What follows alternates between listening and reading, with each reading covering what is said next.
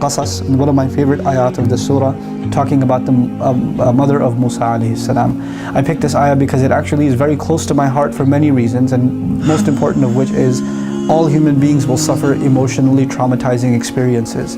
We're going to be hurt because of loved ones, because of loss of loved ones, because of sickness, because of the pain that loved ones will cause us, like the hurtful things our parents will say to us, or we will say to our parents, or our children will say to us, or the wife and the husband will say to each other, or friends will say to each other, and we're going to go through traumatic experiences in life, like job loss or home loss, or even worse. There are people, so how many people in the world living in really horrific situations that we can't imagine suffering.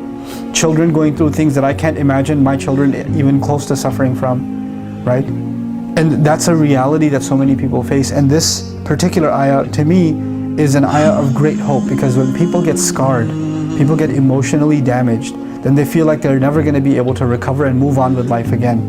Musa's mother had the colossal task of taking her baby and putting the baby in the water. The mother has to put her child in the water. That is it's not even an imaginable thing a mother can do.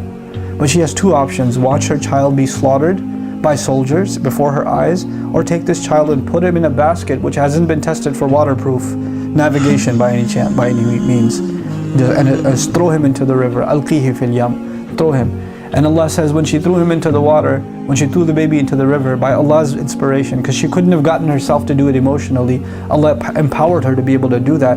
He says, وَأَصْبَحَ فُؤَادُ أُمِّ مُوسَى فَارِغًا. Musa's mother's heart was emptied out, like the trauma of having to let go of her child and watch the child float away into a river, and you can't even access him anymore, and you don't even know what happened to him, if he drowned or not, if a gator got to him, if those horrible soldiers caught him, if it flipped over. She knows nothing. The worst thoughts may be crossing her mind. Allah says her heart was emptied out. فَارِغًا. Her heart became emptied out, void of all emotion. Somebody hears like traumatic news and you go like this, and they don't blink, they don't talk, they're just quiet, they're emotionally paralyzed. That's the state she reached. In kadat latubdi bihi. She almost gave up her secret. She almost came out running and saying, that's my baby, that's my baby. But if she said that, he would have been killed. Now Allah says, لَوْلَا أَرَّبَطْنَا عَلَىٰ قَلْبِهَا. Had we not firmed her heart, had we not tied up her heart, had we not kept her heart together, Allah took her fu'ad, which was a heart that's inflamed. And in the same ayah, He used a different word for fu'ad, which is qalb. He calmed her heart down and brought her back to a normal state. And Allah is describing that He did that. There are people that are emotionally traumatized and can never recover. Why not? Because Allah hasn't tied up their heart. Allah hasn't done that. We as human beings don't have the ability to emotionally recover sometimes, but we're learning in this ayah that Allah has the ability to let us heal and move on. Allah, you could say to yourself, I don't have the emotional capability of forgiving you.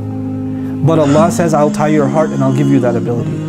You can say in your heart, I'm too damaged by what happened. There's no way I can move on with my life. But Iman, faith in Allah, is enough for you to be able to move on with your life. لَوْلَا أَرَّبَطْنَا عَلَىٰ قَلْبِهَا. Had we not tied up her heart, لِتَكُونَ مِنَ الْمُؤْمِنِينَ, so she could be from those who truly believe. What mother can get over the trauma of putting her child in the water and not being able to see anymore? How is she going to get over that? But Allah gave her the strength of heart that not only did she get over it, she was able to think clearly afterwards and send his sister after him. She wouldn't have been able to think at all had Allah not intervened. So Allah will intervene into our emotional states. He will intervene. And she's not a prophet. She's just a believer, which means this is an opportunity for you and me. Whatever emotional trauma you're going through, know that Allah can intervene and give you peace of mind, peace of heart. And He can give you tranquility again. Whether it's anxiety, fear, whether it's grief, whether it's anger, whatever emotion, whatever thing has happened that's scarred you, that's left you scarred, Allah can remove that scar entirely. And I pray that you are able to ask Allah for that genuine removal of scar, and that Allah Azza wa Jal gives you that firmness of heart, so you can be from those who truly, truly believe and can live a healthy spiritual life and a healthy emotional life.